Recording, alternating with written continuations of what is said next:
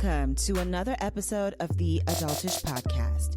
You can like, listen, comment, share, and subscribe to Adultish on most streaming platforms. You can also find Adultish on Twitter at AdultishP0DCAST.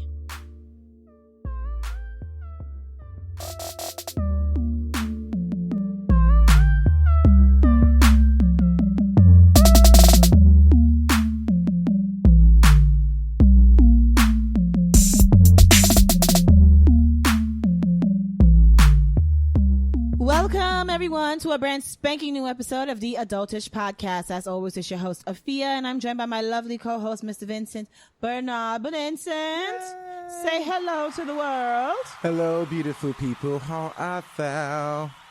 We are fine. Oh, I should hope so. I should hope so. I should hope so. I should hope so, too. We're also confused and conflicted. Yeah, aren't we always, though? We are. What are we confused and conflicted about? Okay, so this is the topic of today's show. It's going to be Yes. relatively quick, but we're probably going to jump back to it again. Yes. Like we do with most of our episodes, which I love about Adultish. That, like, Exactly. we never really finish our conversations and we kind Right. of just move on to other things, but then come back, which is Exactly. really great. Because that's like being an adult. You know, you never really finish with one thing and you just keep coming back to it. When you have Right, new ideas. exactly. And that's how life is. That's It how life boomerangs. is. That's how adulting Yes. is. But this episode... So, I need new friends. right. Exactly. I think we're both going through a similar thing like We're that. both But you go going first because through- yours is more dire. Yes. So, Yes. I was told recently, actually by my therapist, that I need new friends. Now, she was saying this because I was divulging a lot. I do a lot of dumping with her.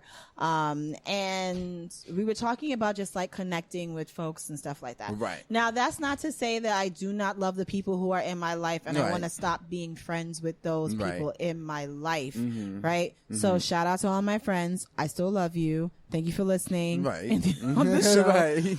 Shout out to my fam. Still love you guys too. But the situation is just that I'm getting older. I'm quickly approaching, another year of life in my 30s. Yes. And some of my friends are just not available to do the things that I want to do or Right. to just do things, period. In general, In yes. general. Yes, indeed. Yes. A good deal of them have gone off and either are married, have children, either are married or have children or both. Both, right. Or they are in committed relationships like Mr. Bernard. Yeah. Right. And with right. all of that, I want to be super respectful of people's time. Right. And I don't want to be that friend who's like, gimme, me. Like, let's go out, let's hang out, let's chill. Right. Because I understand that responsibilities change when you have Yes. these different dynamics going on. Right. So now I'm feeling like I need new friends. Right. Who I can continue to kind of like navigate my adult-ish life. Right, exactly. And make some adult-ish experiences Yes. with who may just be able to have more time. Right. Or, just be a little bit more same-minded as me. Right. Exactly. Yes, indeed. Because a lot of the times when your friends are in relationships, like me and being in a similar situation as you, like now Yes. I'm in a place in my relationship where it's secure, it's stable. So like I'm also looking for friends, not necessarily friends who are also in relationships, Couples, but yeah. who are like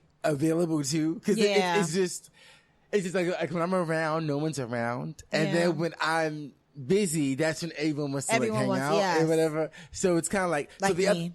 right, right.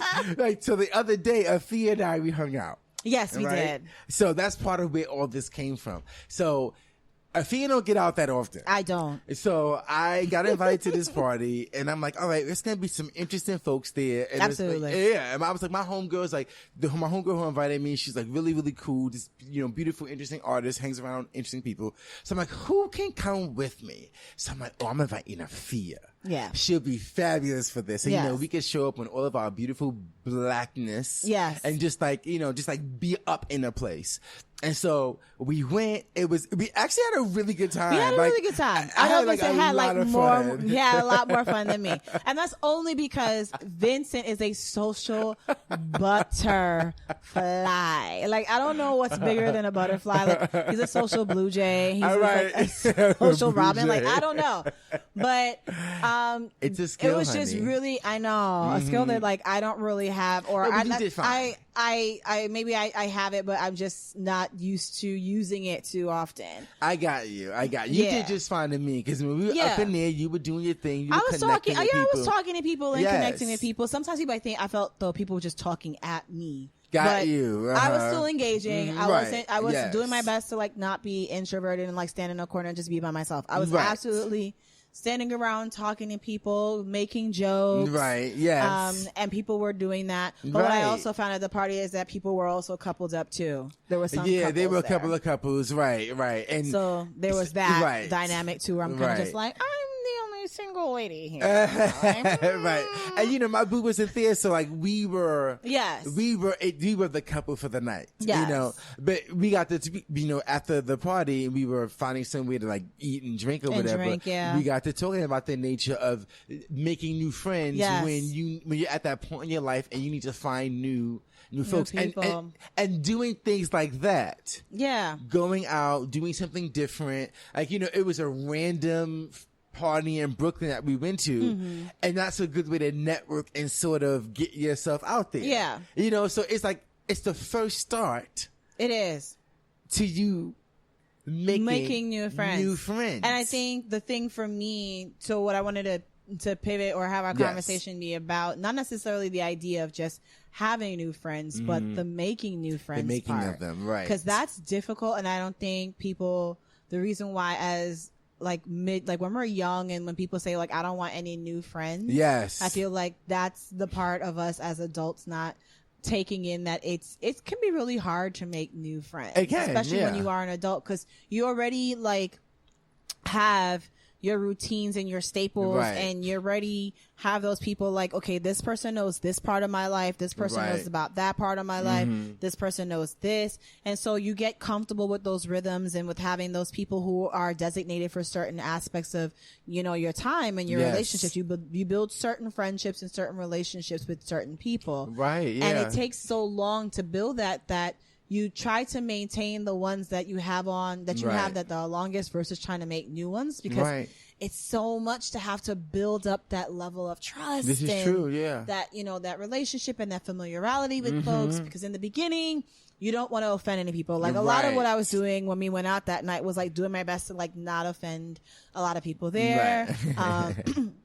Because it was like a very, I don't know, it was like a very diverse crowd. Yeah, right. Uh-huh. And yeah. I didn't want to offend anyone because we had some trans women there. Yeah, some trans men, trans women, trans men of all races. Well, I guess, yeah. I guess And well, then, yeah. you know, and then we had some lesbians and, Right, and then some gay folk, and I didn't, and some gay men, and I didn't want to say the wrong thing or misgender or anyone. misgender That's someone. my thing. Yeah, I don't ever want to misgender anyone because it just You gets a know, little weird. Yeah, it's really weird, and then it's also just really weird, like walking up to a person and saying, "Hey, how do you identify?" Like, because I feel like it's like super open and abrasive. Yes. Like that gives the person like the first impression that you have is like, I just want to know what you consider yourself, or how Yes. should I address you, Right. as opposed to I just want to get to know who you are, but.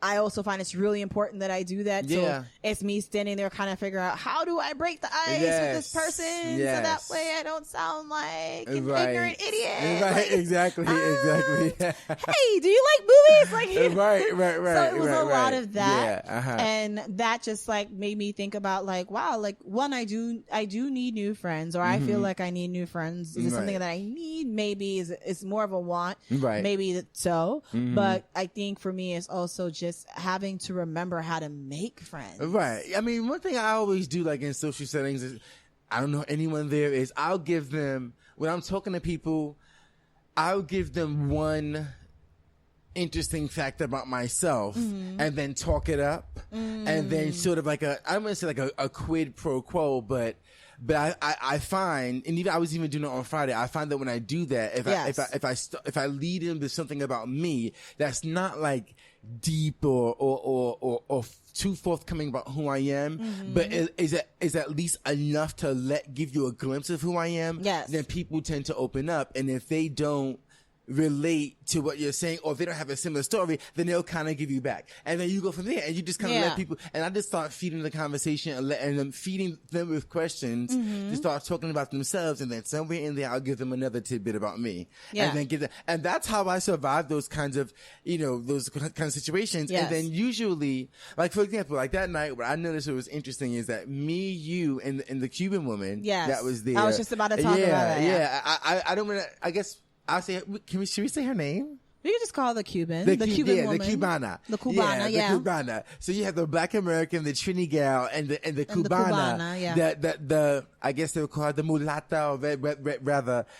She's black, but really like light skinned, but she identifies as Afro-Cuban. And so we're all kind of gravitated to each other just naturally. Yeah. And she was very open about who she was. Yeah. And so it was easy for us to be open with her. Yeah. The first thing I saw with her was her jewelry was beautiful. Yes. And I looked at her you're a necklace jewelry and I was designer. I was like, this is beautiful. And I didn't even get a chance to even talk about me and the jewelry, the aspect of my life that deals with jewelry, because I was just looking at her stuff, and she's a very striking woman. She's very beautiful. Very woman. Beautiful. It's a callback to our conversation on sexuality, but she's a very beautiful woman. I was like, she's very pretty, short hair.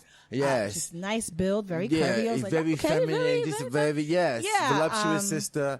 And then you guys started talking about, and you were like, Cuban men. And you were like, well, I'm dating a Cuban guy. Like, well, I'm Cuban. And then you guys started like having this relationship, talking about the different aspects of Cuban life and how it, and how both of them like impact your singular lives and the commonalities there. And I just kind of like stood there adding in where I could add in, but I clearly noted that this was like a love fest between Vincent and this woman, because they were just connecting. No, and I mean, I say that in I say that like not even in a mocking way, like in a beautiful way. Like I literally stood there and was like watching as the two of you just started to build, because it was clear this was something that she really loved talking about, which is her culture. Here's somebody who is really interested in her culture because they're dating someone of that culture. So conversation just kept going on and on and on and on and on. And it was like a really nice sight to behold, because to me, that is indicative of how you make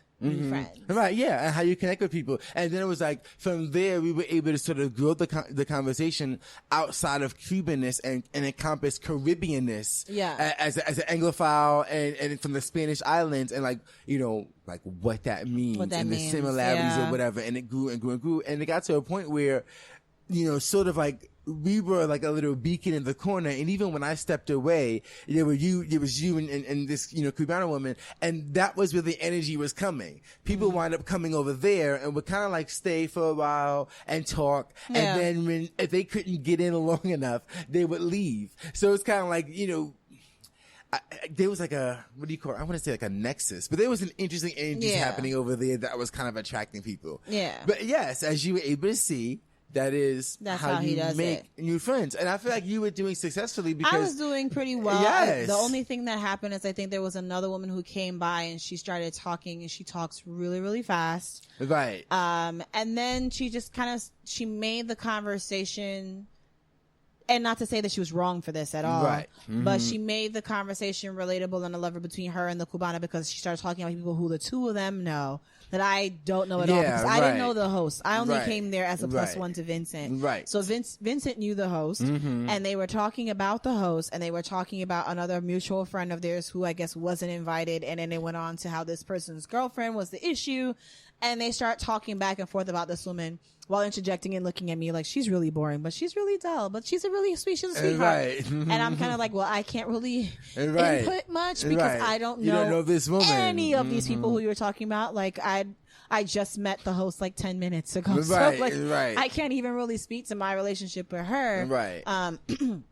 But tried my best to kind of like keep that much of the conversation going.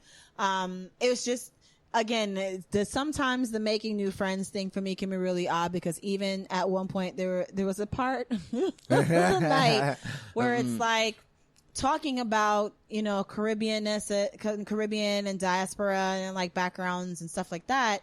One woman came over. I mentioned that I was Trinidadian because someone had like the hibiscus syrup. Right, yes. And I was talking about, she's talking about hibiscus, and I'm like, oh, sorrel. And a different woman was like, oh, sorrel, because any white person.